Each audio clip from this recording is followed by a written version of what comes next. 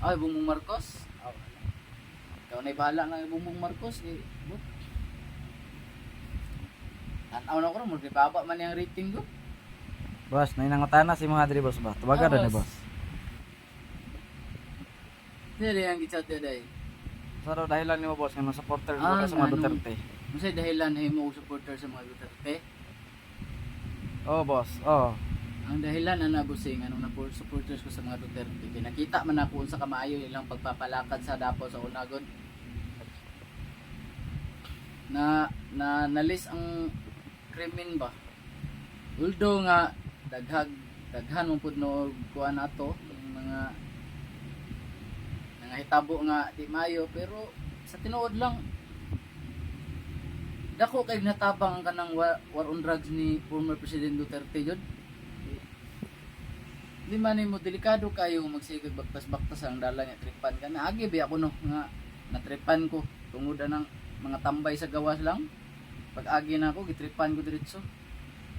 Eh mga lango na ba? Ubog ng uban, anali yang way disiplina ang kuan ba area ba? Way kinahadlukan. Munang katong paglingkod ni Duterte, murag napansin ako nga lahi ra jud yung pagpamalaka jud. Ang kay Marcos manggod pod.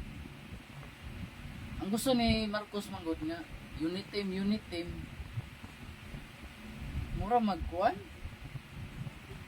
Lahi ra yung pagpamalakad pod. Nya ang lahian po nako kay Duterte. Makita yun mo na yung ebidensya para sa mga build niya.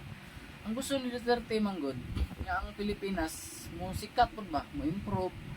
Kung siyang gibuhat sa Davao mo po yung buhaton ta sa Pilipinas. Nya karon kuan manggod daghan mo yung mga project na wala nang human karon sa administrasyon karon. Muni ako na kuanan ba nga munang ni kuan jud ko sa Duterte jud. Okay man ang pagpamalakad sa mga Duterte jud. Nakita jud nimo ba na jud mihura ba. Karon ang napansin ako karon nalis ang kuan, nalis ang patayan sa mga adik, pero ang mga ginapangkuan karon mga inosente man pud unang bait kay ba. Tungod lang anang droga-droga. Sige mo kayo kita natin mga anak, di ba? Madani anang mga bisyuhan na lisod kayo. Tawam tagaw na huna ta sa atong mga sarili kay tiguang naman ta atong mga umaabot pa mga anak nato dia sa na lang unsa na lang na sila kung napalibot sila puro na lang mga adik, di ba? So matakdan pa man sila. Bitaw tinuod bitaw na. Nung ako nahimo lagi pabalikon si Duterte sa pagka-presidente, boto jud ba? Mahimo nga di na siya kambyuan na. Pati yung butuhan ako na jud.